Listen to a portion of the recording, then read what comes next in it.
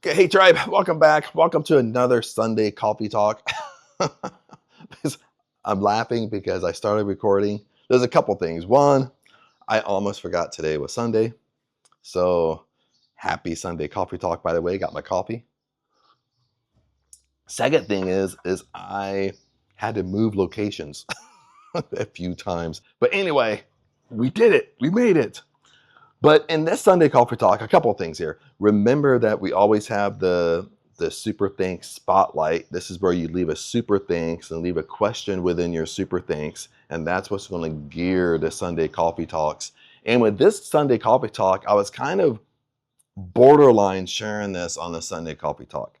Now, this was a question I got from Be Still and Know That I Am God. Now, this is the video I did on YouTube. If you haven't watched that video, that was an excellent video. I'll put it down below in the description. That's why it's easy for you to check out and easy for you to find. So this comment's coming from Be Still and Know That I Am God. It's actually coming from my Facebook because I usually share the videos across social media. So the question came from Facebook, but I almost did a tribe video on this. Almost did a YouTube membership video on this and actually put it on the membership side rather than the public side, or rather on the Sunday Coffee Talk side. Just because, if you want to be part of the tribe, the link is in the description, by the way. In the part of the tribe is a membership. It's a YouTube membership. But inside the membership, I don't just post content, I wrap the content around the members. So what the members want, what they need, what they're going through, what they don't understand. Sometimes it's questions like this that is thrown on the membership side. So if you want to be part of the tribe, the link is in the description again. So that's where we kind of peel the onion more inside the tribe. So other than that, let's get to this question because I wanted to share it with everybody and share it on the Sunday Coffee Talk. And I'll do a different video for the tribe. And remember, this comes from Be Still and Know That I Am God. That's the video I did. Again, it's in the description. And in the video, I'm not going to talk about the video because I dig really deep in the video. In the video, we really tear apart like what this verse means. This verse comes from the Bible. This is also a very, very popular verse that Neville Goddard used in his teachings. He always talked about be still and know that I am God. Neville Goddard even had a meditation wrapped around this verse as well. And this is something like kind of Abdullah taught Neville Goddard in this kind of like an esoteric Bible interpretation. So, and I don't know if the person, I actually know the person. I grew up with him. But he's from my hometown. So I don't know if he watched the whole video, watched this, some people just watch a little snapshot and then, they have a question and they ask the question and stop watching the video. Sometimes the answer is actually inside the video. But I do love his question. That's why I wanted to share it. So this is his question. He says, I understand what you are saying, but I feel that most people, stillness creates complacency, especially in the world we live today. So I'll repeat it one more time. It's such an excellent question. It's a twofold question. So remember, this is coming from Be Still and Know That I'm God. So be still in the video, I basically explain like be still means you're still, you're calm around the outside noise. Everything going around the outside of you, you're calm to everything. It doesn't move you. You don't get attached to it. You don't bring emotion to it, okay? Because inside of you, I am God, okay? So it's that knowing, okay? Now you can take this and attach anything you want in life. Your dream car, your dream job, your dream career, your dream house. You want to be a multimillionaire, whatever. Okay. If you want your dream house, for example, how stillness works is like be still, be calm. Okay. You're not looking for the how. You're not looking for the answer because that what you want is going to come to you. You know that that that without you looking for the how, it's going to come to you. That's where our power lies. That's where our God-given powers are. Our God-given powers isn't from searching, isn't from forcing things to happen. Remember, force creates friction and it stays away from you. Okay. So it repels. Okay. It's like the superhero movies. The superhero movies have it all wrong. The superhero movies always portray their superpowers like when they're angry, when they're mad. But our God-given powers is actually works in reverse. Okay, our God-given powers comes through stillness. It comes through when we're very, very calm. Okay, the more calmer you can become, the more powerful you are. Okay. So like when you want something, you set an intention. If you want your dream house, for example, you're calm between all the outside noise. Now, sometimes the outside noise is you're excited. You start talking about your dream house. And it's natural to go to your friends and family, start talking about what you're doing, but then they all become naysayers. They all become negative commenters. They all, no matter what they're saying to you, that could be outside noise where you ignore it. Okay. Or at the same time, maybe you don't have that type of noise, but the noise is your 3D world because you don't see your dream house yet. Okay. The noise could be you want your dream house, but how in the world are you going to get the money for the dream house? Makes sense. So that's your outside noise. So you remain still and calm, knowing what you want, and your 4D world is going to come to you. Okay, that's where the power is. The power is remaining calm and not bring reactions to your 3D world. There's so much to this, is that not bringing so much reaction to your 3D world. Lots of times what we're doing, we're reacting to it. We're reacting to things that happen to us in our current moment, in our 3D world, throughout our day. We bring so much emotion to stuff rather than just stop bringing emotion to it, walk around it, and move forward with your life.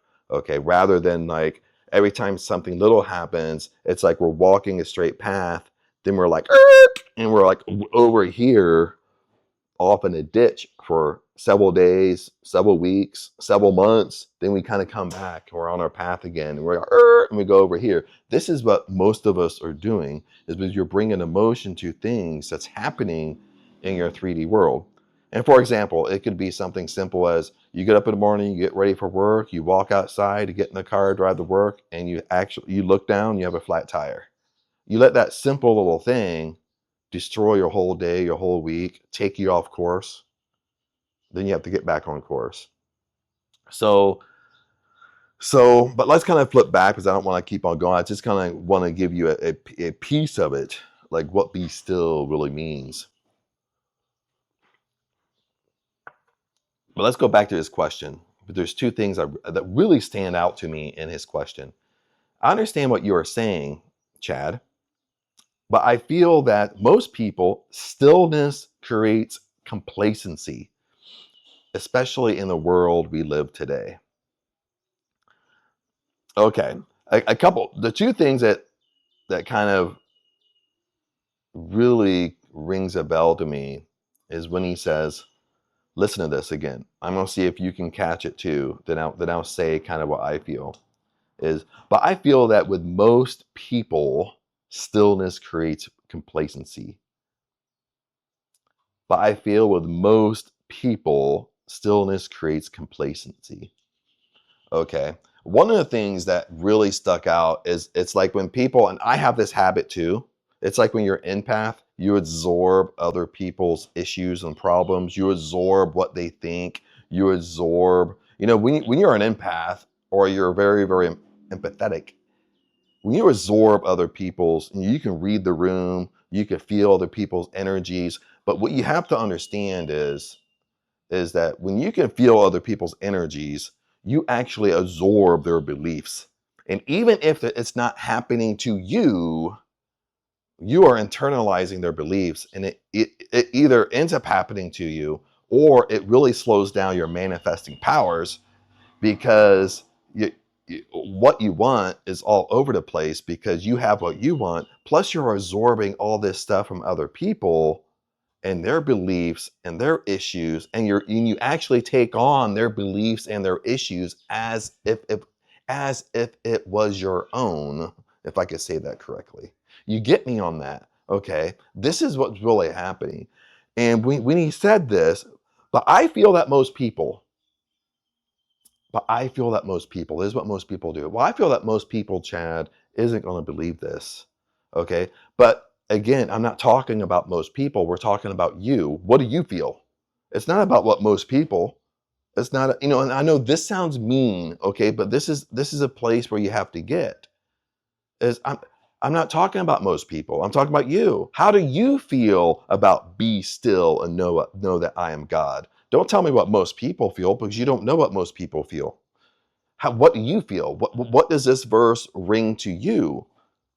I mean, is he really clouding it when he says, but I feel that most people, is he really just being indirect a little bit, being passive, really meaning that I feel how it really is, but he puts most people in it. Sometimes we can play with wording here, but since he's saying most people, is that you're really avoiding how you really feel, okay? What you really want. You're putting most people to it.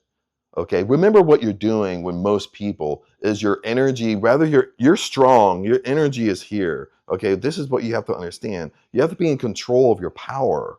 Okay, if you're an empath, for example, okay, it's not about not being an empath, it's about learning how to control your superpower. Most people don't control their superpower. What's an empath superpower again? I have a lot of videos on this. Is that as empath superpower is that they can feel other people's energies. That's one superpower. The second superpower is they have a very, very heightened intuition. It's like if you have autism, okay? If you have high functioning autism, you have Asperger's. I know a lot about this stuff because one, my nephew has had high functioning autism and Asperger's his whole life. He's 21 now. Okay. My sister knows a lot about it. I tend to know a lot about it. Now, I'm kind of on the spectrum, but I've never really been tested, so I can't really say that I have it. I just know from hanging around, I kind of really resemble my nephew as far as personality, like little quirks we have.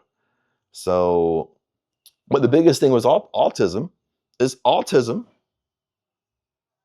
has their own superpowers. But it's kind of the same thing as an empath. If when you don't control your superpower, that's where it overtakes you. Okay, that's where it's hard to manifest because you're not controlling your superpowers. Okay, and going back to the verse when he says, "I feel that most people," what's happening is when you bring in, "I feel that most people," Chad.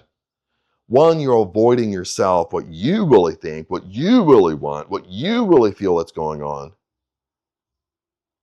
It's kind of like a passive aggressiveness a little bit to say most people. Okay, once you bring in most people, you disperse your energy. You see what I'm doing? Besides my energy is my own, this is where I'm the strongest. I'm absorbing other people's energy. When I'm absorbing other people's energy again, I become weaker and weaker. And I'm not in control of my superpower anymore. You have to understand this. Is then when I'm absorbing other people's energy, the same thing happens is that I'm absorbing their beliefs. I'm absorbing what they feel it's wrong. Same way in this comment. I'm absorbing it and I'm bringing it into myself and I'm acting as if I have to be the voice for them. Okay. But I'm not, again, be still and know that I am God. I'm not asking most people. I'm asking you, what do you feel that it means? See, that's what kind of stood out to me right away when I read his comment. It's but I feel that most people, stillness creates complacency, but I'm not talking about most people. I'm talking about you. Okay. It's like the same thing if we talk about manifesting and I ask you, what do you want? But you can't tell me. Or I ask you, what do you want? And you're like, you know what, Chad, I just want a great life. Well, you're being broad. What do you want? What does a great life mean to you? Then you dig deeper with them to the core, to you pull out specifics, what they really want. Because it's going to be specifics that get you what you want. The more specific you are, You're telling your subconscious mind, your spiritual mind, exactly what you want. Oh, does that make sense a little bit? So, and this is something I do too, but this is the main thing that stood out is once you say most people, you don't know what most people think unless you do, there's stats written around it, there's research around it, stuff like that. But even if there's stats and research around it, the bottom line is, who cares what other people think? I'm asking you, what do you really think? Be still and know that I'm God. Is this something that you are saying, but you just put most people to it to kind of make your argument stronger? But is this something you really believe? So I kind of tend that it's really what the person who wrote this comment. It's really what they believe. It's not most people. They believe that stillness creates complacency. Okay. Now let's kind of move on here. Stillness stillness, what does it say? How do you word it? That stillness creates complacency, especially in the world we live today. So it's kind of like when you say it, it's like a double-edged sword. That it's not really a debating thing, but lots of times people like to give an extreme example to try to disprove what you're saying a little bit. And it's kind of on a borderline of that a little bit, where it's like, well, stillness creates complacency. Well, I understand what you're saying, Jay. I understand you need to be still and calm. But with most people, they get complacent in being still and calm, so they don't do anything. And they just sit there. That's basically all they do. They just become complacent in life. But we're not talking about being complacent in life. It's when you're still, and stillness and calmness comes from confidence, because what you want is going to come to you. The life you deserve is going to come to you. Your dream life is going to come to you if you're talking about a manifesting standpoint. And the reason why is because the great I am is inside of you. I am God lives inside of you. This is why the I am, when you do affirmations with I am, the reason why I am is so powerful, these affirmations, is because, and I forget what verse this comes from, it comes from the Old Testament, is God refers to himself as I am. I am is another name of God. So when you say I am, that's God. That's why the verse says, I am God. Okay, God is inside you. God dwells inside you. Heaven is within you. The Holy Spirit is inside you. That's why you're so powerful. That's why you have to be very, very careful on what you're saying. And yes, going back to his question, yes, I can kind of agree that stillness could create complacency, but I don't think it's stillness that really creates complacency. When you're just complacent in your life, okay, to me, that's really a comfort zone. You're in your comfort zone, and what keeps you in your comfort zone is fear, because what you want in your life, your dream life, is on I'm going to go this way, but is on the other side of fear. Okay, you see, like, he's using complacency as you're not doing anything, you're complacent in life, but I'm using it as you're stuck in your comfort zone.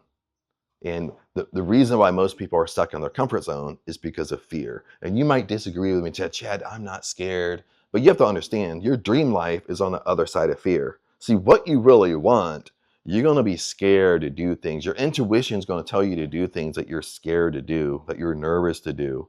And that's what holds you back in fear. Okay, that's what holds you back. That's what most of us, now this is good news and bad news. Most of us, this is your fear barrier. Most of us, when you feel like an immense feeling of quitting, you want to throw in the towel. I've been doing this stuff way too long. Nothing's working. When I dissect this, you're standing face to face to fear.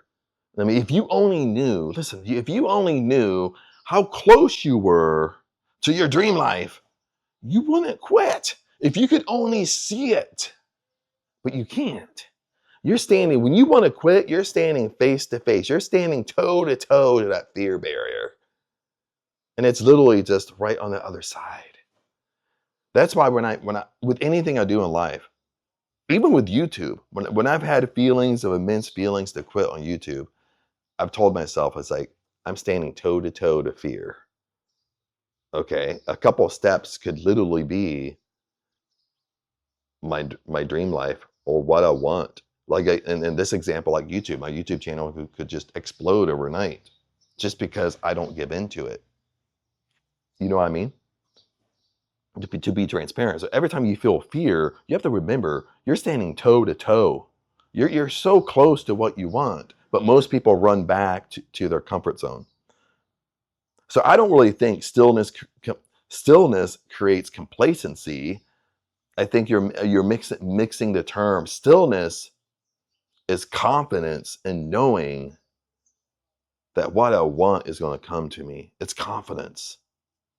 Okay. Remember, your power is in stillness. Your power is in calmness. Okay. If you really knew the power that you had, you know, all I need to do is to remain still and remain calm. Okay. I don't need to, like a lot of people take this, like when I study the esoteric version of this, it goes to the extreme. And even Neville Goddard took this to the extreme. It is basically where, and this like rock feathers a little bit to the manifesting world, is that a lot of people, we've Neville Goddard, Abdullah, Joseph Murphy, Thomas Troward, is they take it extreme. And I'll give you an example. Is me being confident, me knowing, and I'm still and calm, is I don't have to do nothing. Everything can come to me. Okay. If I need a job, I don't need to look for a job. The job will come to me. If I want to change careers, I don't need to look for my career. The career will come to me. If I want to be the king of YouTube, I don't need to do anything. And I'm still going to be the king of YouTube, the king of my niche. Okay. If I want to be wealthy and rich, I don't need to do anything except remain still and calm and know and have confidence that it's going to come to me. I don't need to do nothing. Okay. This concept really rocks the feathers of the manifesting world, because the manifesting world feeds you a bunch of bullshit. They feed you, well, Chad, you need to work. Well, Chad, if you're an entrepreneur, you need to put in 12-hour days, 7 days a week, like Alex Hormozi said. You know what I mean? Well, Chad, like if you want your dream house, you can't just sit there and wait for your dream house to come to you. You got to get out there and work and figure things out. Listen to what you're saying. This is why you're not living your dream life. This is why things are not coming to you. Okay. This is how it really works. I'm giving you what really works. Okay. When you're still, and yes, this is more of an esoteric Bible wisdom of the verse, but if you're listening to this, then we're going to wrap this up. When you're still and you're calm and you have confidence in knowing that what you want is going to come to you, no matter what it is. It could be a situation. It could be a relationship. It could be an SP. You don't need to do anything. Okay. But this is the big but. When you're still and calm, your power isn't still in calmness. Your power awakens your intuition, your gut feelings, your higher faculties, your perception of things. Okay. When you're still, you finally just calm your mind, you're going to be led to do something. I think Neville Goddard called this inspired action. Okay. Now I don't like to call it inspired action. I like to call it intuitive action, meaning that when you're still and calm, you calm your mind. You might get the intuition to do something. Maybe today, tomorrow, in a couple days. It could come anytime. You might just wake up and just have a gut feeling to do something. Okay. But when you have an intuition to do something, no matter what you want to call it, intuition, inspired action, a gut feeling, an idea that just pops in your head, you don't know where it comes from. You follow it and you do it. See, that's inspired action. That's intuitive action. So in essence, it's not that you're not doing anything. It's not that you're not taking action, but what's happening is most action that you're taking is forced action. Remember, forced action causes friction and it stays away from you. When you run around and you look for the how in the world am I going to get my dream house, That's forced action, baby. When you think like, oh, I want my dream house, and you start to figure out how in the world am I going to get the money? I'm going to have 3 jobs, and you run over here and you start looking for a second job. That's forced action. That's your 3D world. That's your 5 senses: see, hear, smell, taste, touch, trying to figure stuff out for you. What you have to remember with your 5 senses, that's a very, very low consciousness that you're working at, because you're working at what you see. You're really going to the mentality of, well, I'm not going to believe it until I see it. That's your 5 senses. It's a very, very low consciousness. It's not your higher faculties. So that's what's 100% going to happen, is when you're just still and calm, you ignore the noise and you're just confident in what you want. You ignore the outside noise. Eventually, you're going to be led to do something. You're going to have an idea. Your intuition is going to tell you to do something. That's when you take action and you follow your intuition. And that, okay, several things might happen here. When you follow intuition, that could be a puzzle piece that will take you to a certain spot. Then you have another gut feeling, and that will take you. And it's like putting a puzzle together. Sometimes what will happen is you have an intuition to do something, you go do it, and that leads you exactly to your intention, exactly to what you want, what you're trying to manifest. Make sense? But what we have to do is, when he says stillness creates complacency, it's more you're just on your comfort zone. Okay, he's kind of using it. He's kind of mixing the term here. Stillness is just, you're confident. You know what you want. You're purposely ignoring the outside. You're purposely ignoring people murmuring and complaining around you. Maybe they're murmuring and complaining, Chad, you're crazy. Chad, you can't do this. Chad, you can't have this life. Chad, you can't, you can't. And you're ignoring it.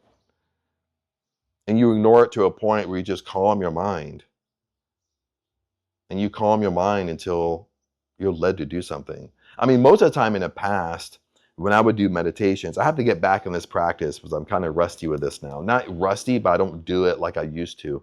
I used to meditate every day, but most of the time when I would meditate, because my mind is always going, it never turns off sometimes.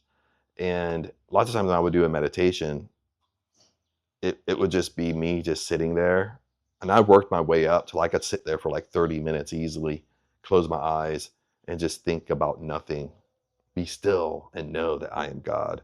Just ignore the outside chatter. If you have an idea pass through, or a worry, you just let it pass through. You don't give no meaning to it. That's what I would do, like in my meditations most of the time. I wouldn't sit down and meditate my dream house, my dream life. I would just sit down and just be still, quiet my mind. Because lots of times that's what we need to do. We just need to quiet our mind and stop trying to figure everything out. Make sense? But I think I tore this question apart. Those are the 2 main things that stuck out to me, is that we're giving away our energy, saying most people. I'm not talking about most people. I'm talking about you. What do you want? What do you think it means? Not most people. Stop giving it to most people. What do you? The clarity in you. Okay, pulling it up in you. Okay, you need to focus on you. I know that sounds selfish, but that's where your power is. Okay, I don't mean you don't help other people. I don't mean that you don't care about other people. Don't take it to the extreme. But your power, when you want to control your power, you're powerful here. When you're dispersing all your power, you become weaker and weaker and weaker, because again, you're absorbing other people's beliefs, non-beliefs, issues, worries, doubts, and fear. You're bringing it onto yourself, and you're experiencing that yourself. And that's what slows down your own manifestations, because your universe don't know what to give to you. Okay. And then the second thing we discussed was the stillness creates complacency. Okay, you're still, you're calm, because you know the answers are going to come to you. You know, eventually I'm going to wake up with a gut feeling to do something. Okay. And that's going to lead you to where you need to go. It's either going to lead you to the next step, or it's going to lead you exactly to what you're trying to manifest, exactly to your dream life. But other than that, my friends, let's wrap this up. My coffee, I only drank maybe half of it, so it's probably lukewarm now, maybe a little bit chilly. Let's test it out. Yep, lukewarm. I'm psychic. I'm psychic. I'm just joking. Just having some fun. But anyway, remember that we always have the Sunday, this is a Sunday coffee talk, so a super thanks spotlight going on. And this is where in the future, where if you have something you really want to dive into, something going on in your life, and you're not part of the tribe yet, ask the Sunday coffee talk. That's where all the episodes where the Sunday coffee talks are going to come from, was a super thanks spotlight. And you can leave a super thanks on any video, not just the Sunday coffee talks. But other than that, my friends, remember, I love you guys, and I'll see you next Sunday for the next Sunday coffee talk.